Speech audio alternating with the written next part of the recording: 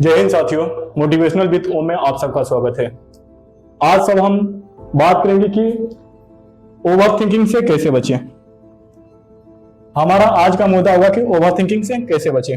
ठीक, क्योंकि आज की डेट में हमारे युवा हमारे ही बीच का एक स्टूडेंट होता है और बोलता है कि मैं विद्यार्थी हूं और पढ़ते वक्त हमारे अंदर ओवर थिंकिंग यानी कल्पनाएं ऐसी चलती है, एक बेहोशी टाइप का, जो कि हमें बहा ले जाती है।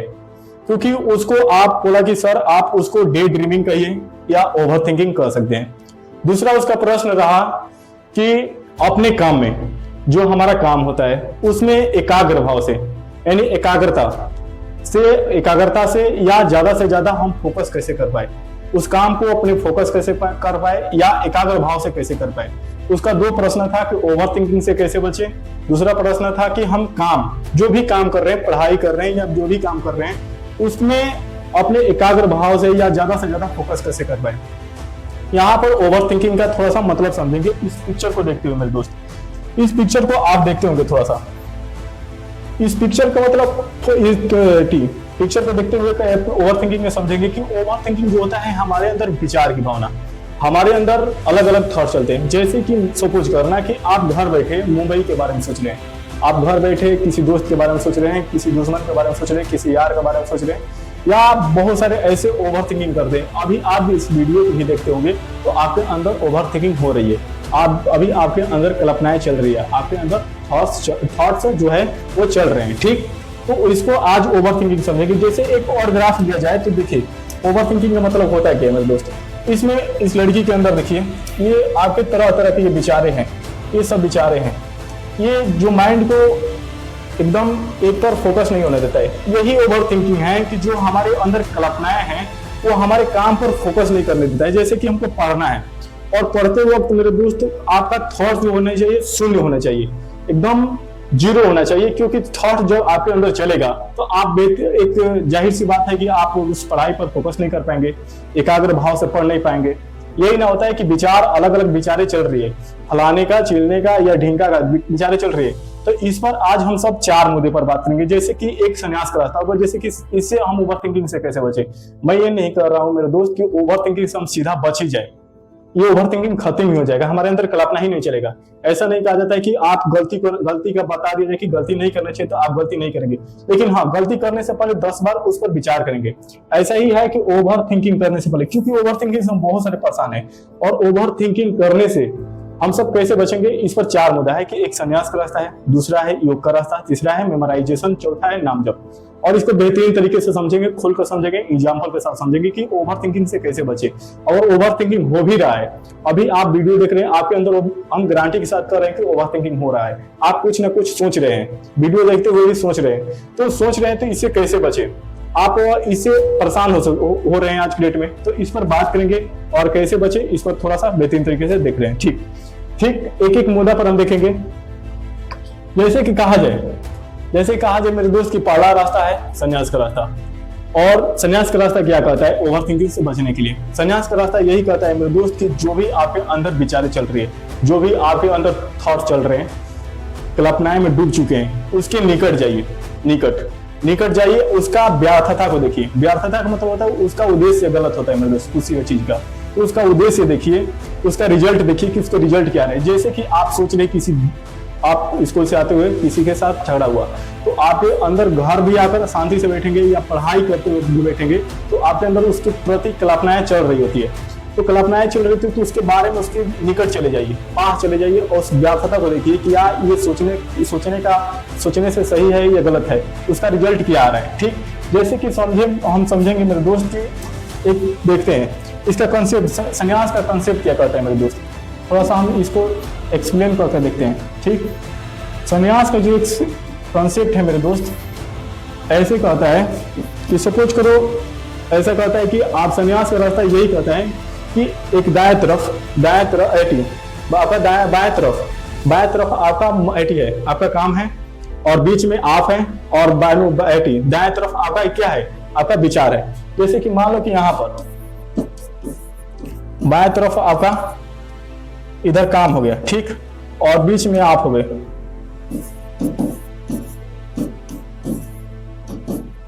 आप हो गए यहाँ, और यहाँ सपोज करिए मेरे दोस्त इसका आपका यहाँ पर काम है, ये यहाँ पर यहाँ बाएं हो गया, यहाँ दाएं, और ये दाएं तरफ आपका क्या चल रहा है, यहाँ पर आपका काम है एटीएम, जो विचारें चल रही है, भावनाएं चल रही है, कल्पनाएं चल रही है। और संन्यास का रास्ता यही कहता है कि आप इस तराजू की तरह देखते होंगे, इसमें बीच में एक सुई टाइप का है, और इधर भी एक तराजू टाइप का है, और इधर भी पल्ला टाइप का।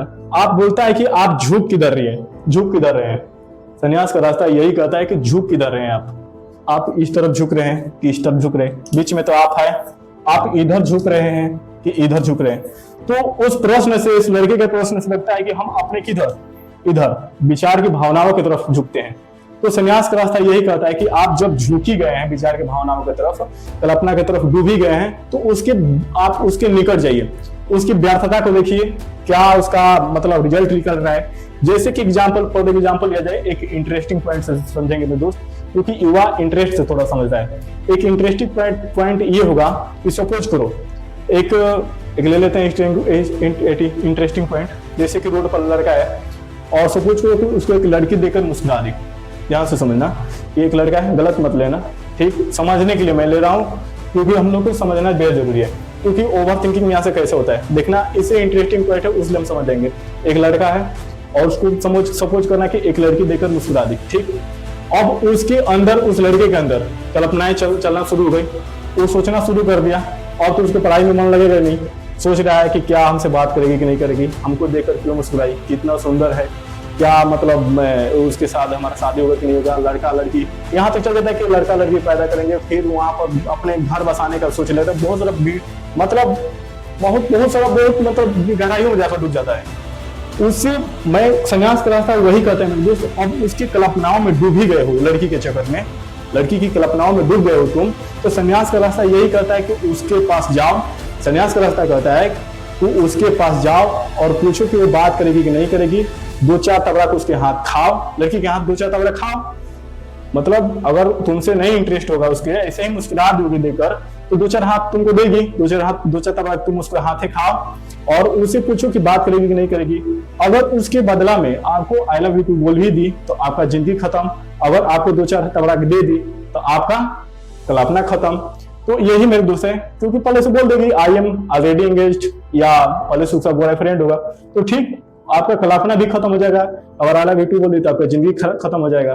तो दोनों है मेरे दोस्तों। अगर संन्यास का रास्ता यह भी नहीं कहता है कि अगर आपका वहां पर अच्छा रिजल्ट, मतलब कोई रिजल्ट मिल भी जा रहा है तो उसको भोगने लगो।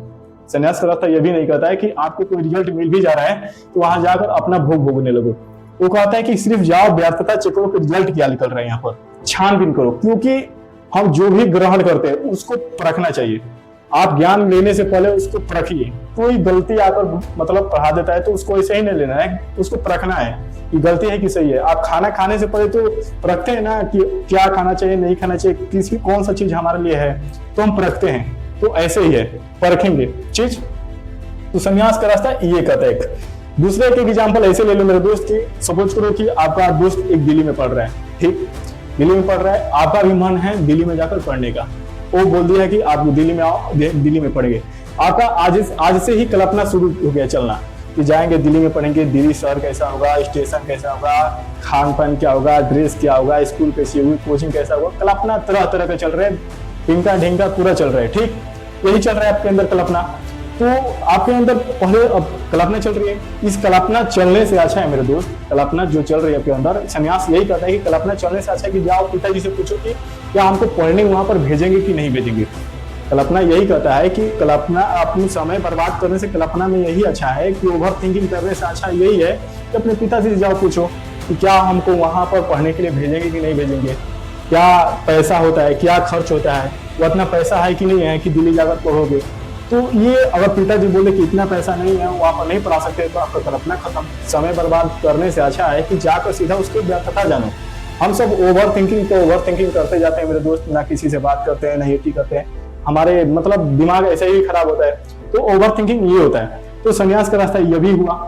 तो संन्यास का रास्ता है कि आप उसके निकट चले जाओ, आप जिस तरफ झुक रहे हैं उसके निकट चले जाओ, उसकी व्यर्थता को जानो, छानबीन करो, क्या इसका रिजल्ट है, क्या इसका कारण है, क्या सही है, क्या गलत है।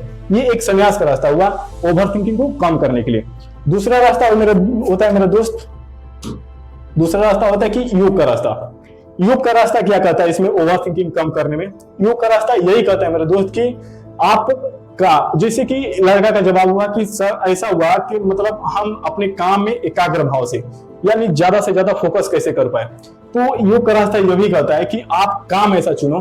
काम, आज कोई लोग तो काम दूसरे से पूछते हैं कि हम क्या चपरासी बन सकते हैं, क्या हम डॉक्टर बन सकते हैं, क्या हम इंजीनियर बन सकते हैं। उसको खुद आज डेट में मालूम नहीं है कि हमारा इंटरेस्टिंग पॉइंट काम क्या है, हम इंटरेस्ट वाला काम कौन सा कर सकते हैं। तो योग का रास्ता यही कहता है कि आप पहले इंटरेस्ट वाला अपना काम चुनिए, आपका उद्देश्य चुनिए कि आपका काम क्या है। आप जब इंटरेस्ट यानी महत्वपूर्ण अपना जीवन का काम चुन लेंगे तो उसमें कल्पना ही नहीं रहेगी।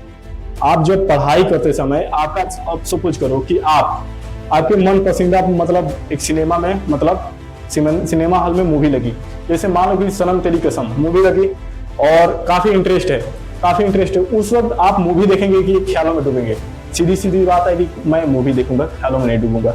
तो वही बात है, अगर मेरा बेहतरीन काम होगा, मान लो कि हमको यहाँ पर बोल रहा है तो बेहतरीन बोलने में मेरे को मजा आता है, यहाँ पर कोई हमको ख्याल नहीं आ रहा है इधर से ना उधर से, तो हम क्या कर रहे हैं, सीधा सीधी मजा ले रहे हैं, रस ले रहे हैं। तो योग का रास्ता यही कहता है कि आपका काम ऐसा होना चाहिए जिसमें आपका इंटरेस्ट हो, आप उस काम में इंटरेस्ट ले सके, आप मजा ले सके, तो उसमें ख्याल नहीं आता है। हम सब आज की डेट में काम अच्छा नहीं चुन पा रहे हैं, दूसरे से पूछते चलते हैं कि हम क्या कर सकते हैं, हमारे जीवन में भी अच्छा होगा कि नहीं होगा। ऐसा मत पूछो मेरे दोस्त, आपने जीवन में अपना उद्देश्य चुनो। देखो शून्य से हर लोग, देखो शून्य से हर इंसान मतलब शुरू से हर इंसान शून्य होता है, कर्म से बड़ा होता है। आप शून्य हो लेकिन आप कर्म करोगे, अपना उद्देश्य चुनो कि हम पैदा किस लिए हुए हैं, हमारा काम क्या है, हम आए किस लिए हैं। आज हम सब एक आम आदमी की तरह एक कॉन्शियस माइंड लेकर चलते हैं कि सिर्फ एक जॉब लेना है, सरकारी जॉब। वो सरकारी जॉब एक मजबूरी में हम सब ले लेते हैं। एक कहानी सुनाता हूँ, 2 कहानी सुनना मेरे दोस्त, 2-3 कहानी सुना रहा हूँ, बहुत ही इंटरेस्टिंग पॉइंट। एक संदीप महेश्वरी जी का हम सेशन देख रहे थे, उस संदीप महेश्वरी जी के सेशन में एक सरकारी ऑफिसर उठता है और उनसे काम के बारे में बोलता है कि सर ऐसा है कि मैं घर के मजबूरी में, हर लोग का घर का मजबूरी होता है, सबका मिडिल फैमिली से बिलोंग करते हैं तो सबका घर का मजबूरी होता है। घर के मजबूरी में हमने सरकारी ऑफिसर बन गए और उसके गाड़ी घोड़ा घर द्वार सब कुछ कर लिया। लेकिन एक पॉइंट ऐसा आया कि एक दिन के बाद वो सरकारी जॉब हमको बोरिंग फील होने लगी, उसमें बोरियत होने लगे। वो लगता था कि ये जीवन का हमारा उद्देश्य एक काम ही नहीं है। एक और कहानी मैं सुना रहा हूँ, वो कहानी जो है अभी सरकारी अफसर वो क्या हुए, नौकरी छोड़ दिया, ठीक, उसका लगा कि ये उद्देश्य नहीं है, ये काम मेरे लिए नहीं है, नौकरी छोड़ दिया। दूसरा कहानी वो हुआ कि उद्देश्य समझकर दूसरा काम हुआ, ये कहानी हुआ ये कि एक बिजनेसमैन की कहानी होती है। बिजनेसमैन भी गरीब घर का था और गरीब घर की मजबूरी के चक्कर में बहुत बड़ा बना, अमीर बन गया, गाड़ी घोड़ा घर द्वार सब कुछ ले लिया। उसके चक्कर में उसको एक दिन पता चला कि ये हमारे जीवन का उद्देश्य नहीं है, ये उसको बोरियत फील होने लगी। पूरा मतलब पैसा कमाने के बावजूद भी, बहुत आदमी बड़ा बनने के बावजूद भी लगा कि नहीं ये जीवन का उद्देश्य नहीं है। इसके बाद वो क्या, उसका जीवन का उद्देश्य था पेंटर बनना। पेंटर बना, वो एक बार ही लापता हो गया। 6 महीने के बाद उसको मतलब वो मिला। उसके बाद पूछा गया कि आप शुरू से शून्य हो चुका था, भिखारी हो चुका था। उसे पूछा गया कि आप इतना बड़े बिजनेसमैन बनकर आप इतने अच्छे दौलत धन पूरा है, इसके बाद आप ये पेंटर बना पेंटिंग कर रहे हैं। वो बोला कि जीवन का वो मेरा उद्देश्य नहीं था, वो मजबूरी में हुआ था, इससे प्यार है मेरे को। तो आप अपने काम देखिए, एक रविदास जी से भी सीखने को मिलता है, स्पिरिचुअल कहानी से भी सीखने को मिलता है, रविदास जी से सीखने को मिलता है कि रविदास जी के पास बहुत सारा ज्ञान था। आज दुनिया उनको कुछ लोग पूछ रहे हैं तो ऐसा ही नहीं पूछ रहे, उनके पास बहुत सारा ज्ञान था, बट वो जूता सीना आज तक नहीं छोड़े, जूता सीते रहे, क्योंकि उनको जूता सीने में बहुत इंटरेस्ट था, मजा था, उसको रस ले रहे थे जूता सीने से। तो आपको काम से प्यार होना चाहिए, उस ऐसे व्यक्तियों से काम सीखना चाहिए। आज मैं यहाँ बोल रहा हूँ तो मेरे को और काम से प्यार नहीं है, इसी से प्यार है आज, इसलिए मैं बोल रहा हूँ। मेरे को मजा आता है बोलने में, भले मैं अच्छा बोल पा रहा हूँ या नहीं बोल पा रहा हूँ या कैसा बोल रहा हूँ, क्या कर रहा हूँ मेरे को नहीं मालूम, लेकिन बोलना है तो बोलना है, ये मेरा काम है। ये काम नहीं करेंगे तो मैं मर जाऊंगा, ऐसा मेरे को महसूस होता है। इस काम के लिए मेरे को रुआई आता है, क्योंकि हमको इंटरेस्ट है, मजा है। मेरे को इसमें सफलता मिले या ना मिले, मैं असफलता और सफलता के बारे में सोचता भी नहीं हूँ। तो काम ऐसा हो चाहिए, क्योंकि मेरे इस काम करने से पहले मेरे को कल्पना भी नहीं आती है, कोई ख्याल भी नहीं आता है। तो आपको काम इंटरेस्टिंग होना चाहिए। आप काम अपने उद्देश्य से चुनिए कि हमको करना क्या है जीवन में। ऐसा नहीं है कि कुछ भी चुन लेना है, कुछ भी करना है। तो आपके जीवन में उद्देश्य की तरह काम होना चाहिए। ठीक, तो हुआ काम। आप जब इंटरेस्टिंग यानी महत्वपूर्ण अपने जीवन का महत्वपूर्ण काम जो लेते हैं तो आपके बीच में ख्याल ही नहीं आता है। ठीक, तो ये आपका यहाँ पर ओवर थिंकिंग है कम करने के लिए काम। कोई भी काम चुनिए, फोकस। जैसे कि मान लो सपोज करिए एग्जाम हॉल में आप मैथ का एक पेपर हल करें, मैथ में आपको बहुत से इंटरेस्टिंग है, तो मैथ का पेपर हल करते समय आपका मैथ का हल मतलब क्वेश्चन हल करने में मतलब इंटरेस्ट है, मन करेगा कि ख्यालों में डूब जाओगे तो क्वेश्चन हल करने में मन लगेगा। तो यही बात है कि आपका मतलब इंटरेस्टिंग पॉइंट होना चाहिए। ठीक, ओवर थिंकिंग को कम करने के लिए। दूसरा रास्ता ये हुआ। तीसरा होता है मेरे दोस्त की मेमोराइजेशन। मेमोराइजेशन का थोड़ा सा कॉन्सेप्ट समझ लेते हैं, क्या होता है मेमोराइजेशन का कॉन्सेप्ट। मेमोराइजेशन का कॉन्सेप्ट होता है मेरे दोस्त की, थोड़ा सा समझ लेते हैं। मेमोराइजेशन से हम कैसे अपने ओवर थिंकिंग को कम करेंगे।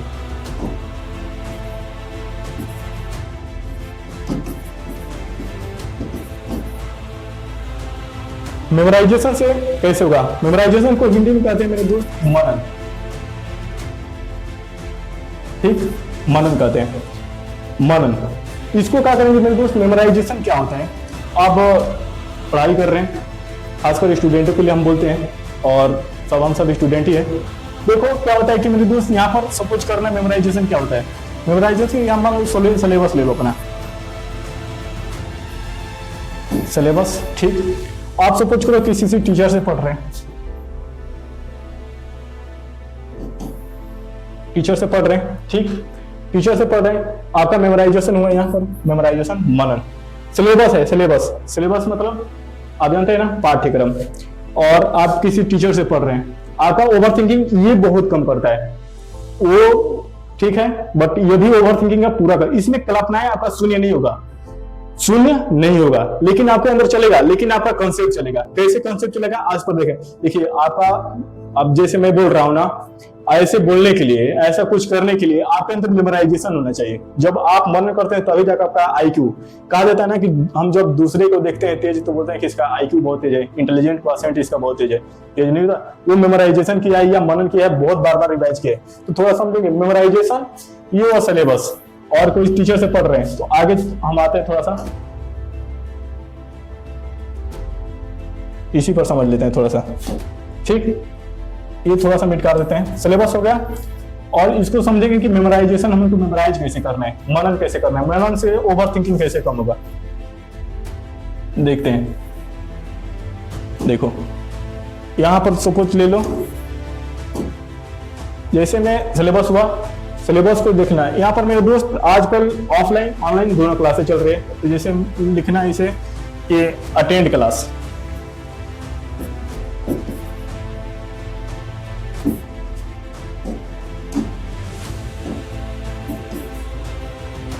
अटेंड क्लास या वॉच लेक्चर, वॉच लेक्चर। और मान लो सपोज करो मेरे दोस्त कि हम सब क्लास भी अटेंड कर लिए और लेक्चर को भी देख लिए, आज ऑफलाइन ऑनलाइन दोनों है। ठीक, हम लोग ऐसे कर लेते हैं, वॉच लेक्चर या क्लास अटेंड दोनों कर लिए। इसके बाद क्या होता है मेरे दोस्त की आपको नोट डाउन करना होता है, नोट डाउन, जो कि वेरी ब्यूटीफुल होता है। ठीक, वेरी ब्यूटीफुल होता है। और ये करने के बाद मेरे दोस्त आप जैसे कोई टीचर पढ़ाया, क्लास अटेंड किए, या मोबाइल पर देखो वॉच लेक्चर, मतलब देख लिए इसको। ठीक, तो उसको क्या करना होता है? नोट डाउन करना होता है, जो कि उसको अपनी कॉपी में लिखना होता है। कॉपी में लिखने के बाद क्या होता है मेरे दोस्त की, उसको रिवाइज, और रिवाइज को क्या करना होता है कि अब बार बार चीज को रिवाइज करते हैं। रिवाइज, मेमोराइजेशन पाएंगे, मेमोराइजेशन तो कैसे आता है, मेमोराइज और रिवाइज होता है। रिवाइज कर लिए, रिवाइज को क्या करेंगे? समरी, समराइज करेंगे उसको, समराइज कर लिए, समराइज द चैप्टर,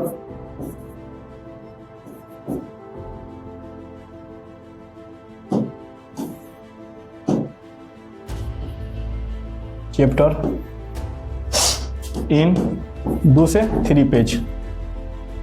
ठीक, आप समराइज क्या करेंगे, चैप्टर को 2 से 3 पेज में समराइज का मतलब समझ रहे हैं, सारांश को क्या करेंगे, वहां से छाटेंगे। जब हम बहुत सारा ऐसे मान लीजिए कि कोई टीचर पढ़ा रहे हैं, सपोज करो, और टीचर पढ़ा रहे हैं और पढ़ाते पढ़ाते मान लो कि कोई नोट्स बनवा रहे हैं 20 पेज का या 10-15 पेज का, तो उसमें से क्या करेंगे कि रिवाइज करते करते क्या करेंगे, उसमें से छाटेंगे और 2 से 3 पेज में क्या करेंगे, उसको शॉर्ट नोट्स बनाएंगे। ठीक, इसको क्या कहते हैं, शॉर्ट नोट्स कहते हैं।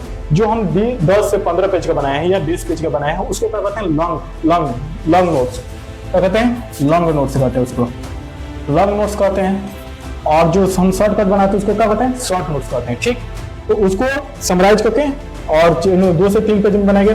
इसके बाद क्या होता है कि मेमोराइजेशन। तो इसके बाद क्या होता है, मेमोराइज।